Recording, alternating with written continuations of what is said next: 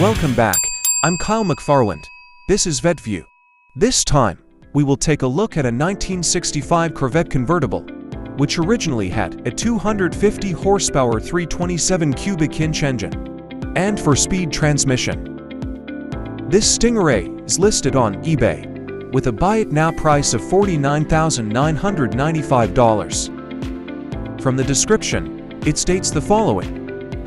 This Corvette has a fresh big block motor in it. The engine was rebuilt less than 50 miles ago.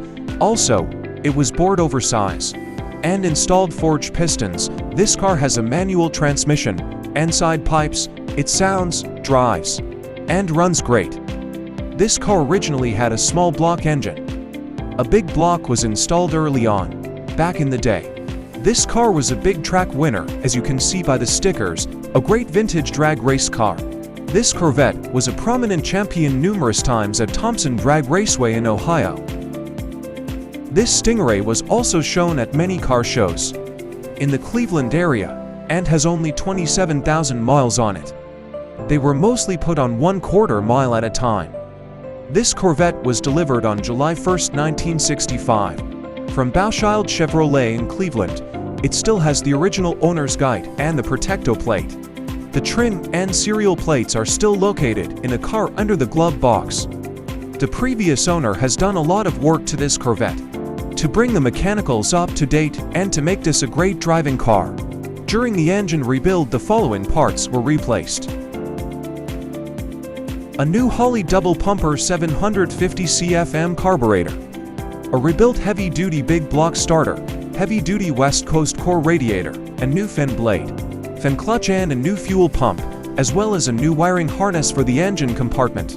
The suspension has been rebuilt with the replacement of the ball joints, front shocks, rear leaf pins. Also, the brake calipers were rebuilt with stainless steel sleeves. The paint is rough. It was painted blue with a lot of metal flake. The paint is cracking and crazing all over the car. The convertible top has shrunk and does not latch in place. No major tears in it, but it is faded and the rear window is fogged over. This Corvette does include a hardtop. The interior appears original. The car has power windows and they do work. However, this Stingray does not have power steering or air conditioning. Now, over to George Spankle for his commentary on originality.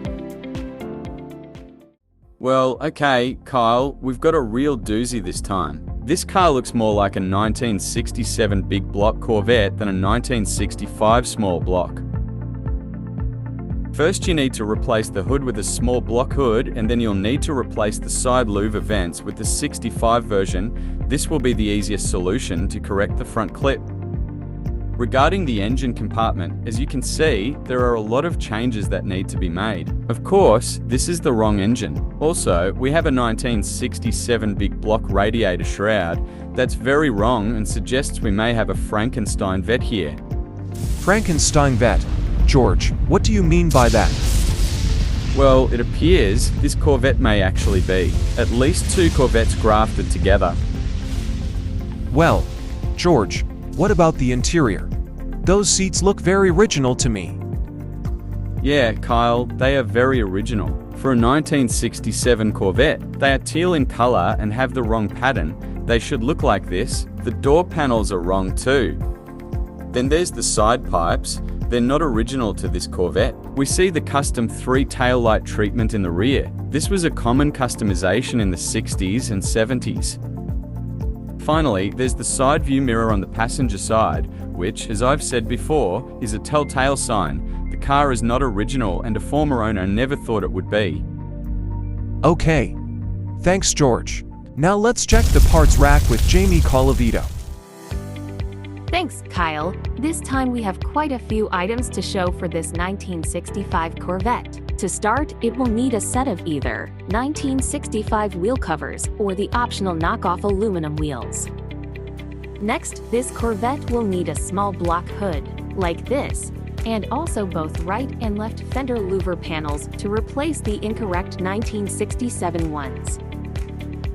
This Stingray has aftermarket side pipes. Assuming it originally had RPO code in 14, side exhaust, it will need an original 1965 replacement, like this. Under the hood, the engine is incorrect for this car. This Corvette will need a correct small block, 250 horsepower engine to correct this major issue. In addition, it will need a 1965 327 radiator shroud and brackets, like this one.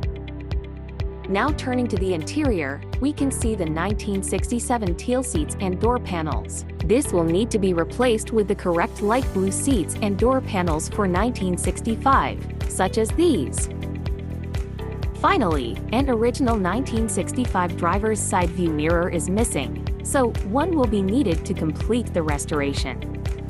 I've included links in the description below for all the parts which I have shown. By clicking on the links, you can go directly to a reputable Corvette parts distributor. Now, back over to you, Kyle. Thanks again, Jamie.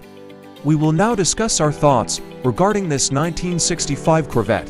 While comparing this car to an original benchmark 1965 small block 327 Corvette. So George, overall, what do you think of this 65 Corvette?